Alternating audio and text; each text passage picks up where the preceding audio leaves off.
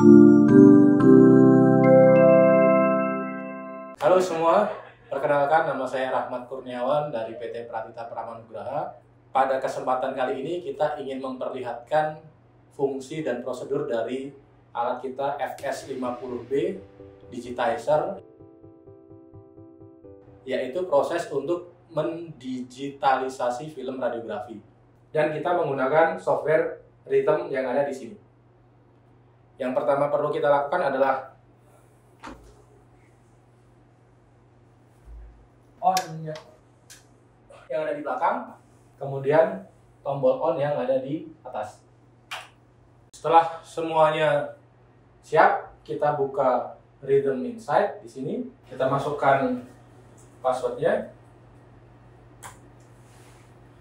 Untuk kemudian kita tunggu softwarenya untuk reboot sampai nanti ada tanda dia ready di sini. Softwarenya menunjukkan ada beberapa bagian, database untuk kita mengisi variabel film yang akan kita tembak atau kita scan, acquisition untuk kita melakukan penyekenan, dan worklist dan analisis untuk melihat hasilnya. Untuk di acquisition kita ada pastikan FS50B udah yang terpasang. Ada feature film size, ada auto send, custom, dan beberapa ukuran film yang lainnya. Auto sense ini digunakan untuk secara otomatis si scanner mendeteksi ukuran film itu sendiri. Ada scan resolusi, bisa dari 50 sampai dengan 500. Scan mode-nya ada 3, standar, high speed, high quality. High speed untuk produksi yang jauh lebih tinggi, standar untuk yang ukuran standarnya, dan high quality untuk kualitas yang bagus tapi berpengaruh terhadap lamanya dari scanner itu sendiri. Biasanya kita gunakan yang speed.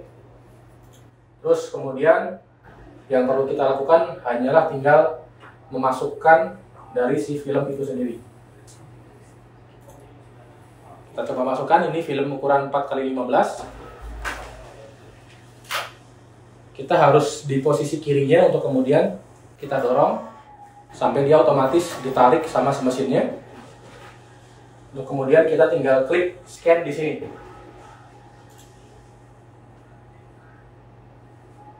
Kita tunggu sampai dia selesai di scan.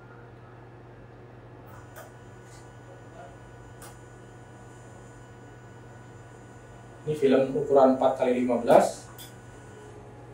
Kemudian hasilnya muncul di monitor.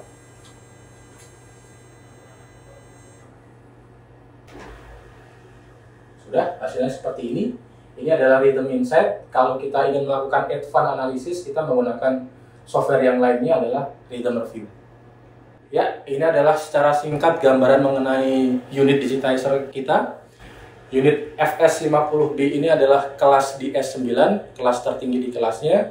Dan yang ingin saya tunjukkan satu lagi adalah film EPRI sesuai dengan ASTM E1936, film standar yang digunakan untuk memverifikasi alat digitizer itu sendiri.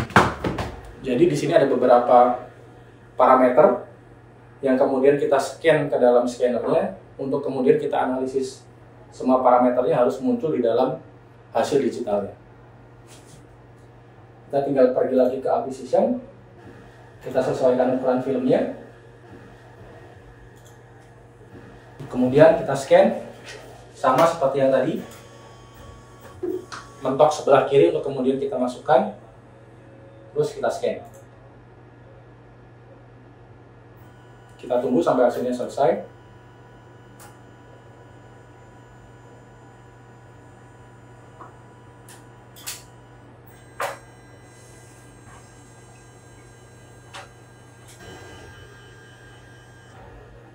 Sehingga nanti hasilnya muncul seperti ini. Ya, untuk analisis lebih lanjutnya kita menggunakan Rhythm Review. Tampilannya kurang lebih seperti ini. Kita pilih dulu folder yang ingin kita analisis. Dan ini adalah contoh dari film EPRI 14x17 yang ingin kita analisis beberapa parameternya. Yang pertama yang kita analisis adalah terkait density kontra sensitivity.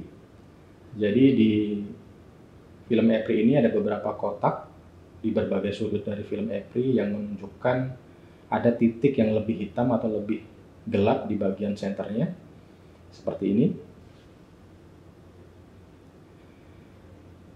Yang pertama, kita ingin melihat density dari si kotak yang lebih abu-abu di sini.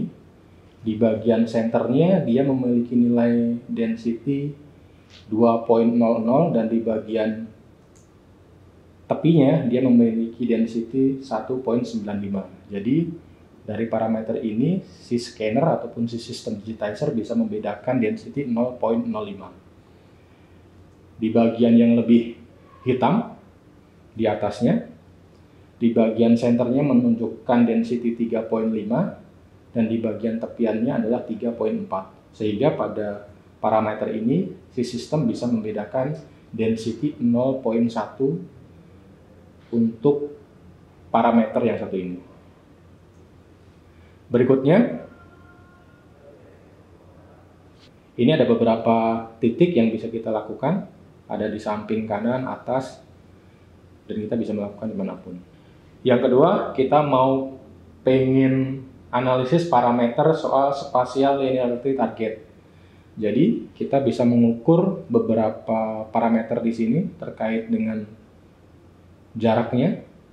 Jadi semuanya harus mendekati 1 inci di berbagai sudutnya. Tujuannya supaya tidak ada pembesaran atau pengecilan dari si hasil digitizer itu sendiri. Kita bisa melakukannya sampling di beberapa sudut. Ya, di mana hasilnya harus mendekati 1 inci. Ini adalah parameter spatial linearity target. Yang ketiga, kita masuk ke stepped density target. Jadi, kita harus menganalisis density target mulai dari 0.5 sampai 4.5. Ada beberapa parameter juga yang kita bisa lakukan analisis. Salah satunya adalah ini, kita tinggal garis. Untuk kemudian kita bisa lihat stepnya mulai dari 0.5 sampai 4.5. Kita juga bisa melakukannya di sisi lainnya.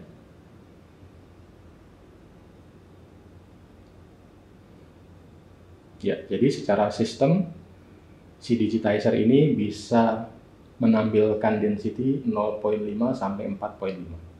Parameter yang berikutnya adalah parameter line pair target. Kita bisa melakukan analisisnya di garis yang tengah ini.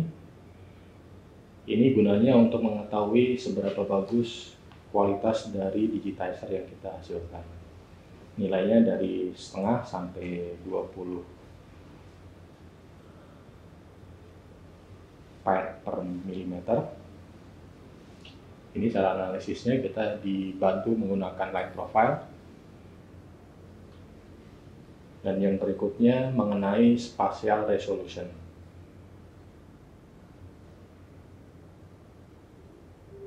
Kita tinggal tarik garis line profile untuk mengetahui di titik mana resolusi yang dia hasilkan.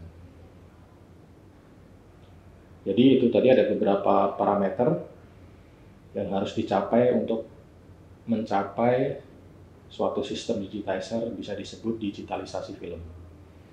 Untuk kemudian kita masuk ke pengolahan atau reporting datanya. Ini kalau kita ingin meng-convert hasilnya ke dalam bentuk JPEG, kita tinggal isi namanya.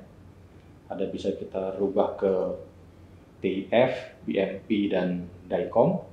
Untuk kemudian ini defaultnya kita ke desktop, tapi bisa dirubah juga. Untuk kemudian ini skalanya dari 0 sampai 100, kita pilih di 100, quality yang paling bagus. Kita tinggal klik OK, untuk kemudian hasilnya muncul di desktop. Kurang lebih hasilnya seperti ini, termasuk dengan beberapa analisis yang telah kita tadi lakukan. Dan yang kedua, kita ingin melakukan reporting tapi DICOM-nya beserta dengan DICOM viewer-nya. Kita tinggal pilih filenya, kita klik Quartz Studies, Kita klik OK, di bagian ini kita skip. Tapi jika ada file ataupun folder yang kita bisa masukkan, kita bisa add di sini. Kita klik OK lagi, terus kita kasih nama filenya. Untuk kemudian nanti muncul reportnya dalam satu bentuk folder seperti ini. Kita coba buka, jadi tujuannya supaya folder ini kita bisa copy paste ke dalam flash disk ataupun hard disk untuk kemudian dibuka di laptop yang lainnya tanpa harus menggunakan software bawaannya dia. Kita tinggal klik auto run di sini dan muncul hasilnya seperti yang tadi kita setelah melakukan analisisnya beserta dengan detail-detail analisis yang telah kita lakukan. Pada bagian ini kita juga bisa meng-convert lagi ke dalam bentuk JPEG setelah kita melakukan penambahan identifikasi, penambahan kata, terus grade value, pengukuran juga kita bisa lakukan lagi untuk kemudian kita convert ke JPEG dan kita save seperti yang kita lakukan yang tadi. Tujuannya supaya file yang hasil kita lakukan analisis susulan itu tersimpan dalam bentuk JPEG lainnya, karena begitu kita close di pada posisi ini, begitu nanti kita buka lagi, dia bakal balik lagi ke posisi awalnya. Jadi hasil analisis yang telah kita lakukan di viewer ini tidak bisa tersimpan begitu saja. Dan ini jotong hasilnya. Ya. Jadi kalau kita ngomong film digitizer, yang pertama scannernya harus kelasnya di S, kemudian kita scan film EPRI untuk kemudian kita masuk ke beberapa parameter. Tadi yang pertama ada density contrast sensitivity, yang kedua spatial density target, yang ketiga step density target, yang keempat parameter line per target, dan yang terakhir spatial resolution. Setelah semua parameternya ini tercapai, berarti digitizer ini bisa disebut digitalisasi film. Dan hasilnya bisa dikonvert ke JPEG dan termasuk DICOM-nya itu sendiri. Oke, cukup sekian. Terima kasih.